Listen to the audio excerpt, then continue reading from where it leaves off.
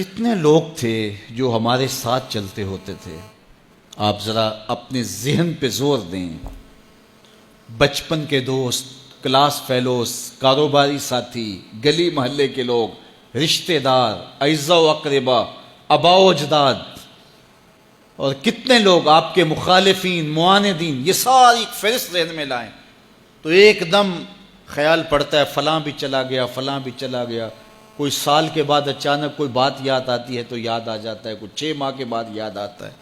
کئی ایسے لوگ ہیں کہ سال ہا سال بعد یاد، ہاں وہ بھی ہوتا تھا. مٹی کا رزق بن گئے، قصہ پارینہ بن گئے. کہانی تو اتنی سی ہے نا، جو اکڑ اکڑ کے چلتے تھے آج وہ مٹی کا رزق بن گئے ہیں. جو اپنے بدن پہ چٹکی مٹی بھی نہیں پڑنے دیتے تھے آج ان کے کفن بھی تار تار ہو گئے. حضرت غوث اعظم فرماتے ہیں قبرستانوں میں جا کے دیکھو کیسے کیسے حسینوں کی مٹی خراب ہو رہی ہے. اللہ اکبر. بدن خاک میں مل گئے، ہڈیاں چور چور ہو گئی، ریزہ ریزہ ہو گئی. قبروں کے نشان بھی مٹ گئے، کتبے بھی ٹوٹ گئے. مٹ گیا مشتاق دل سے رنگ یاد رفتگاں، پھول مہنگے ہو گئے، قبریں پرانی ہو گئی. کون کسی کو یاد کرتا ہے؟ اور اسی طرح ہم مل کے مٹی کا رزق بننے والے ہیں، لیکن کوئی ایسا کام چھوڑ جائیں گے، اپنے رب سے جڑ جائیں گے، اپنے رب کے بندوں سے جڑ جائیں گے، رسول کریم کے دامن کو تھام لیں گے تو پھر موت بھی مرنے نہیں دے گی. پھر سر خرو اور سر بلند ہوں گے، پھر عزتوں کے تاج سروں پہ رکھے جائیں گے، وقار کی مسند پہ بٹھائے جائیں گے. فقیر نام تنا دا باہو، قبر جنہ دی جیوے ہو. پھر قبروں پہ بھی چراغاں ہوگا جب ہم ان سے جڑ جائیں گے. تو یہ مختصر زندگی کی تمام تر لطافتوں کے حصول کے ساتھ گزرنی چاہیے. کتنے نوجوان ہیں جنہوں نے اپنی توبہ کو مؤخر کیا تھا بڑھاپے کے لیے، اور آج قبرستانوں میں دفن ہیں.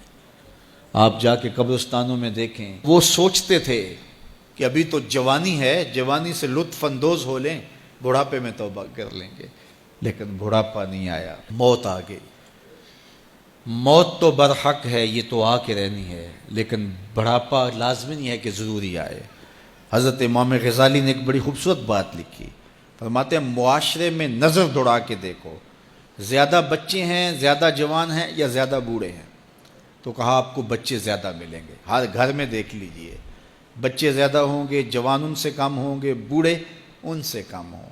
تو اگر بوڑھے تھوڑے ہیں، جوان زیادہ ہیں، تو غزالی فرماتے ہیں پھر بات سیدھی سیدھی ہے، بڑھاپے تک کوئی کوئی پہنچتا ہے، زیادہ جوانی میں چلے جاتے ہیں.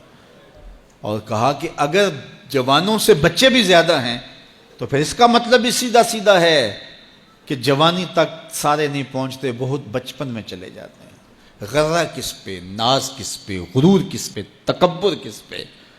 تو یہ مختصر زندگی جو اللہ کی امانت ہے، اس کو اللہ کے نام پہ گزارو. جو بیت گئی وہ بیت گئی، وہ تو منہا ہو گئی زندگی سے.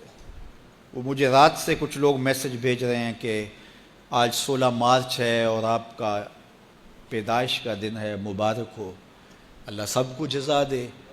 لیکن میں آج اپنی چھوٹی بیٹی کو بھی کہہ رہا تھا، وہ مجھے بولی کہ ابو آپ کو مبارک ہو. تو میں نے کہا کہ آپ ہاتھ اٹھا کے اللہ کی بارگاہ میں دعا کرو کہ اللہ آپ کے باپ کے 46 سال کے گناہ معاف کر دیں.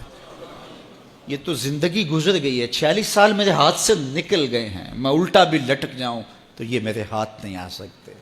اگر میں نے اچھے گزارے ہیں تو مجھے مبارک ہو اگر قبول ہو گئے ہیں، اور اگر اچھے نہیں گزرے تو مجھے توبہ کرنی چاہیے، زندگی کی کوتاہیوں سے توبہ کرنی چاہیے. ہم سمجھتے ہیں ہم بڑے ہو رہے ہیں، حقیقت میں ہم چھوٹے ہو رہے ہیں. ہم اپنی زندگی کے اہداف طے کریں، زندگی کے مقاصد طے کریں. ساری زندگی اس کے گرد سفر کرنی چاہیے. کئی لوگ ساری زندگی گزار دیتے ہیں، ان کو ساری زندگی راستہ ہی نہیں ملتا کہ جانا کدھر ہے. وہ کیوں؟ وَأَضَلُّ السَّبِيلَ. اللہ فرماتا وہ بھٹکے ہوئے مسافر ہوتے ہیں. اللہ سے راستہ مانگو، آہستہ چلو لیکن منزل کا تعین کر کے بڑھو. بڑھتے رہو، منزل تمہارا استقبال کرے گی. آج مشکل ہے تو کل آسانیاں ہوں گی. تو یہ زندگی تیزی کے ساتھ کٹ رہی ہے. لمحہ لمحہ میں اور آپ موت کے قریب ہو رہے ہیں. قبل اس سے کہ وہ وقت آئے کوئی حجت باقی نہ رہے، مجھے اور آپ کو اپنی آخرت کی تیاری کی کوشش کرنی چاہیے.